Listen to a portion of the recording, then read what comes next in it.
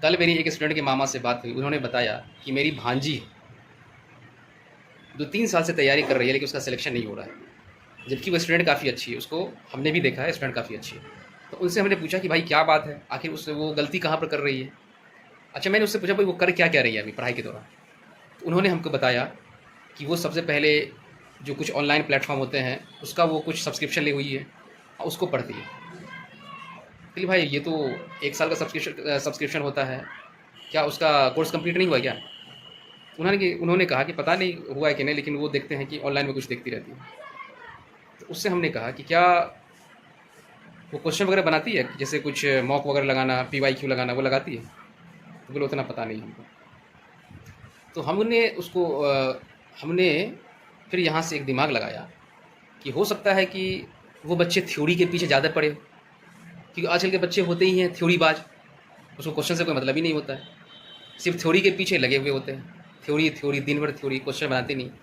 जबकि नियम, एग्ज़ाम निकालने का नियम कुछ अलग होता है, उसी को कहते हैं स्ट्रैटेजी। सही स्ट्रैटेजी नहीं होगी, एग्ज़ाम कभी नहीं निकलेगा, याद रखिएगा। बच्चे गलती कहाँ पर कर रहे हैं, इस बात को समझो।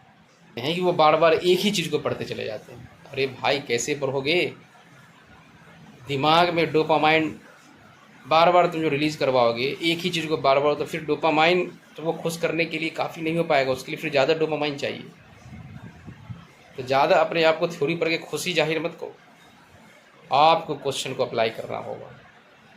क्वेश्चन जब तक बनाएंगे नहीं तब तक आपको रास्ते नहीं दिखेंगे कि भाई क्वेश्चन को बनाने के लिए हमको किस अंदाज में आगे बढ़ना पड़ता है। अब क्वेश्चन ही नहीं बनाएंगे तो फिर कैसे काम चलेगा। आप उसके लिए जिस एग्ज़ाम को आप टारगेट कर रहे हो, चाहे आप किसी भी तरह का एग्ज़ाम, उसका सबसे पहला फंडा होता है आपके पास, उसका PYQ अवेलेबल होना चाहिए। अगर PYQ अवेलेबल है,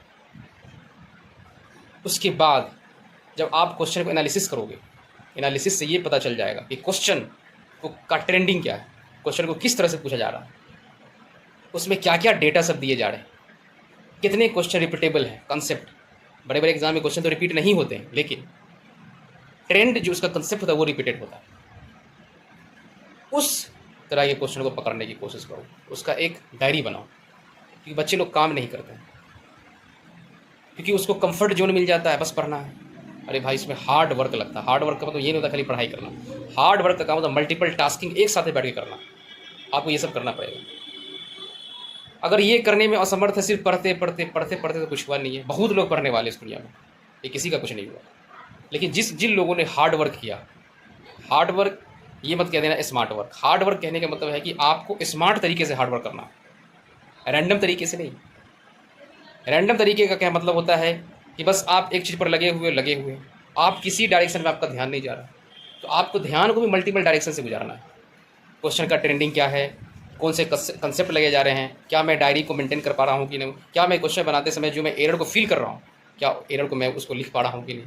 वो सारी चीज़ को करते हुए आपको इस प्रोसेस से गुजरना होता है, तब जा करके एग्ज़ाम क्रैक होता है। आज के लिए इतना ही। अगर ये वीडियो अच्छा लगा है तो वीडियो को लाइक करें, हमारे चैनल को सब्सक्राइब करें और दोस्तों के साथ जरूर शेयर करें। आप लोग शेयर नहीं करते, ये बहुत गलत बात है भाई, शेयर किया करो, मेरा भी मोटिवेशन बढ़ेगा।